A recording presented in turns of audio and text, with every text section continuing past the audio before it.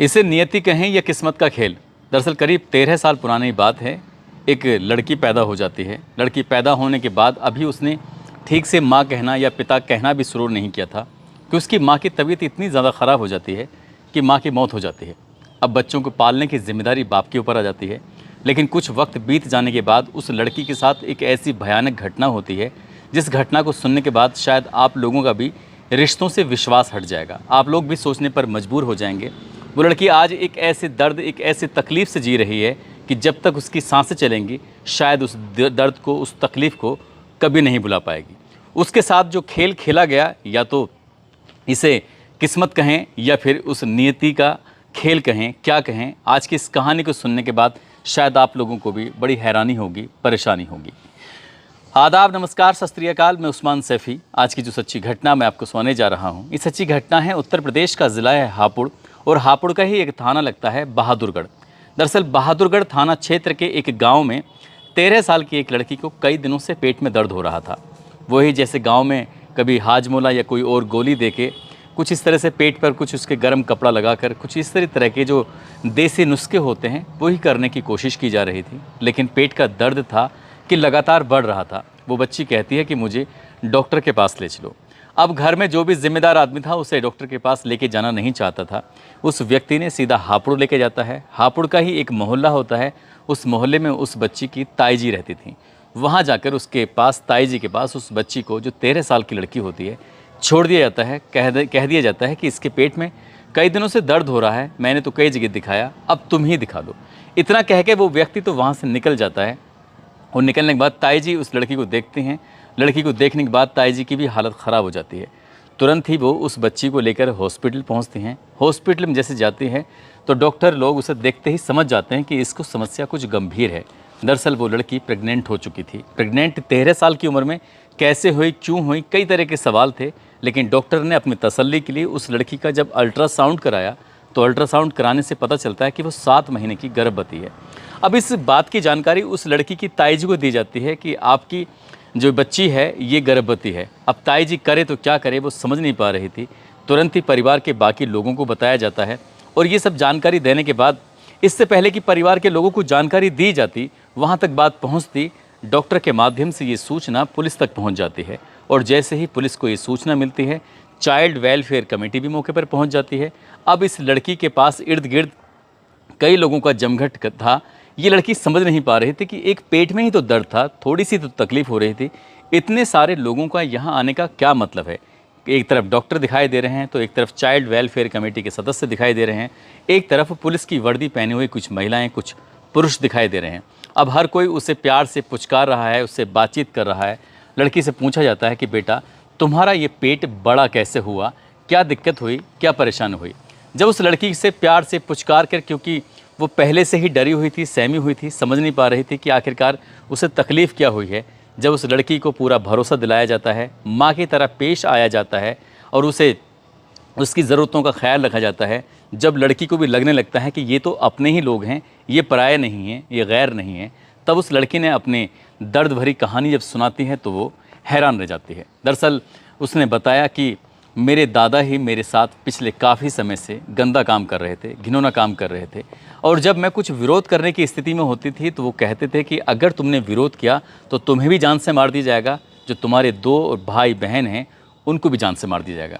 जैसे ही तीनों बच्चों की ज़िंदगी का सवाल था, उस लड़की ने साफ साफ अपनी मुँह को बंद कर लिया और अपनी इस दर्द को, अपनी तकलीफ़ को किसी को बयां ही नहीं किया और उस दर्द के साथ जीना शुरू कर दिया। लेकिन वो नहीं जानती थी कि वो गर्भवती हो जाएगी। जैसे गर्भवती होती है, बात पता चलती है, मामला अब पुलिस तक था, पुलिस से मामला CWC और CWC के बाद ये बात पहुंच जाती है सीधा हाई कोर्ट।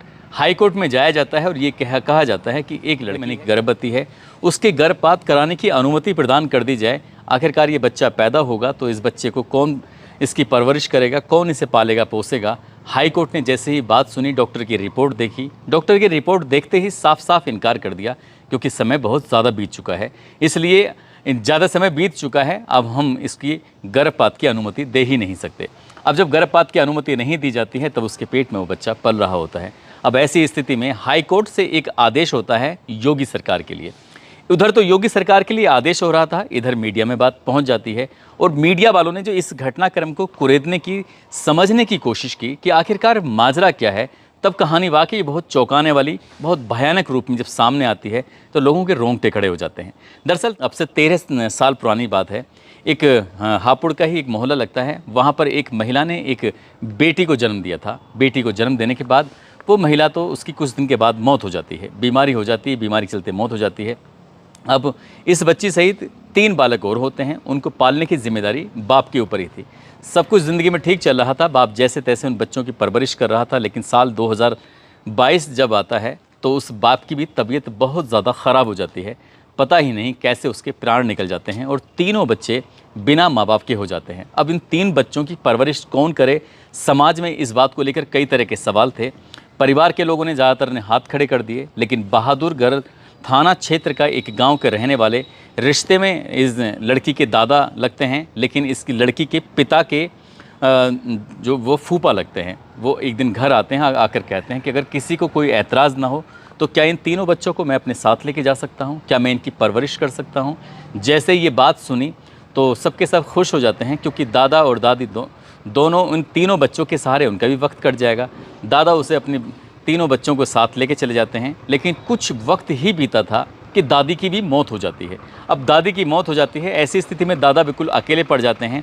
दादा ने एक दिन उस लड़की के साथ कुछ ऐसी गंदी हरकत की, जब उस लड़की ने इस बात का विरोध करने की कोशिश की, उसने रोने की कोशिश की, तो दादा ने कहा कि तुम्हें जान से मार दिया जाएगा और तुम्हारे जो भाई बहन हैं इनको भी जान से मार दिया जाएगा अगर तुमने ये बात किसी को बताने की कोशिश की। अब वो बताती तो किससे बताती? उसकी माँ नहीं थे, उसके बाप नहीं थे, घर में एक महिला थी दादी, वो भी मर चुकी थी। अब वो अपनी दिल की बात कहे तो किससे कहे? बाकी जितने भी थे सबके सब उसके लिए पराए थे। अब दादा ने उसके साथ रेप करना शुरू कर दिया। धीरे धीरे करके वक्त 8 महीने का गुजर जाता है और 8 महीने तक उस लड़की के साथ रोज़ जैसे ही बलात्कार होता था और वो इस बात का विरोध भी नहीं कर पा रही थी। लेकिन जब उसके पेट में दर्द ज़्यादा होने लगता है, तकलीफ़ ज़्यादा होने लगती है, तब वो लड़की बजाय डॉक्टर के पास जाने के उसे अपनी ताई जी के पास छोड़ दिया जाता है। खुद उसके दादाजी ही छोड़ कर आए थे। जब ताई जी के माध्यम से डॉक्टर के पास पहुंचती है, मामला पुलिस तक पहुंचता है, अदालत तक पहुंचता है। अदालत ने जब योगी सरकार को इस मामले में आदेश दिया कि इस लड़की की अब से जो भी जिम्मेदारी होगी बच्चा पैदा होने तक, सरकार ही उठाएगी। अब सरकार ने जब ये बात सुनी तो उसके बाद फिर मेरठ के डीएम को ये आदेश कर दिया जाता है कि इस बच्ची की बेहतर से बेहतर इसकी चिकित्सा सुविधा होनी चाहिए, किसी भी तरह की कोई दिक्कत नहीं होनी चाहिए, और जब तक इस बच्चे जिस पर कोई बालक पैदा नहीं होता तब तक तुम ही इसकी देखभाल करोगे। मेरठ के मेडिकल कॉलेज में लड़की एडमिट करा दी जाती है। 17 सितंबर 2024 को वो एक बच्ची को जन्म दे देती है। जैसे ही बच्ची को जन्म देती है, मामला अखबारों में सुर्खियाँ बटोरने लगता है और ये कहा जाता है कि रेप पीड़िता यानी कि दादा ने जो पोते के साथ रेप किया था, उसके पेट में, उसके गर्भ में जो दादा की बच्ची पल रही थी, वो अब दुनिया में आ चुकी है। लेकिन इसका होगा क्या, करेंगे क्या, अब यही सवाल था। लेकिन चाइल्ड वेलफेयर कमेटी इस मामले में सक्रिय थी और चाइल्ड वेलफेयर कमेटी के माध्यम से इस बच्ची को सारा और कारा एक संस्था होती है, सारा और कारा संस्था के बारे में अगर हम बात करें तो वो ऐसे ही बच्चों को एडोप्ट कर लेती हैं। और सारा कारा संस्था से कुछ ऐसे माँ बाप जिनको बच्चे नहीं होते हैं या बच्चों को रखने की ख्वाहिश वो जाहिर करते हैं, तो वो सारा कारा की जो वेबसाइट होती है वहाँ जाकर आवेदन कर देते हैं और आवेदन में लकी ड्रॉ के शायद माध्यम होता है, उससे जिस बच्चे का नंबर जिस माँ बाप के पास तक पहुँच जाता है, फिर उस बच्चे को वो माँ बाप पालते हैं। फ़िलहाल वो बच्ची सारा और कारा संस्था की तरफ जाने की ओर अग्रसर है। उस बच्ची का क्या होगा जिसके पेट में बच्ची पल रही थी? वो 13 साल की ही तो है। अब उसकी परवरिश कौन करेगा? क्योंकि दादा को जुलाई के महीने में गिरफ्तार कर लिया गया था। गिरफ्तार करने के बाद जेल भेज दिया गया था। पुलिस की कोशिश है कि उसे जब तक वो जिंदा रहे तब तक वो सलाखों के पीछे रहे और बड़ी से बड़ी सज़ा दिलाने की कोशिश उसको की जा रही है। लेकिन इस बच्ची की परवरिश, बाकी बच्चों की परवरिश ये बड़ी होगी तो शायद जो दर्द इसने इन 8 महीने या 9 महीने में महसूस किया होगा, वो शायद उस दर्द को कभी भी भूल नहीं पाएगी।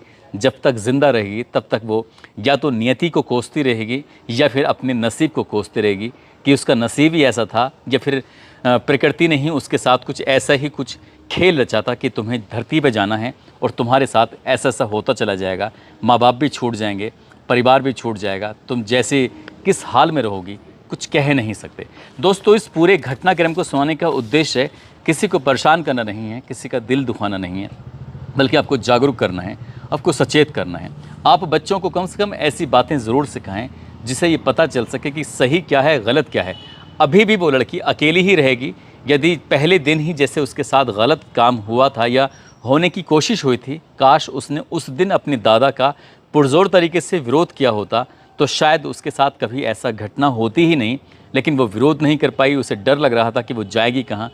अब अगर वो सोचे कि अब कहाँ जाएगी तो उसके पास अभी भी कोई सवाल नहीं होगा। इसलिए कम से कम अपने ऊपर होने वाले किसी भी अपराध का पुरजोर तरीके से विरोध करें ताकि कोई बड़ा अपराध आपके साथ ना हो जाए और ज़िंदगी भर तक आप पछताने के काबिल ना रहें। इसलिए कोई ऐसा काम होने ना दें। दोस्तों, जाते जाते देवरिया उत्तर प्रदेश के रहने वाले पिंटू कुशवाहा हैं। आज 17 सितंबर को उनका जन्मदिन होता है। जन्मदिन की उन्हें ढेर सारी शुभकामनाएं, बहुत बहुत मुबारकबाद।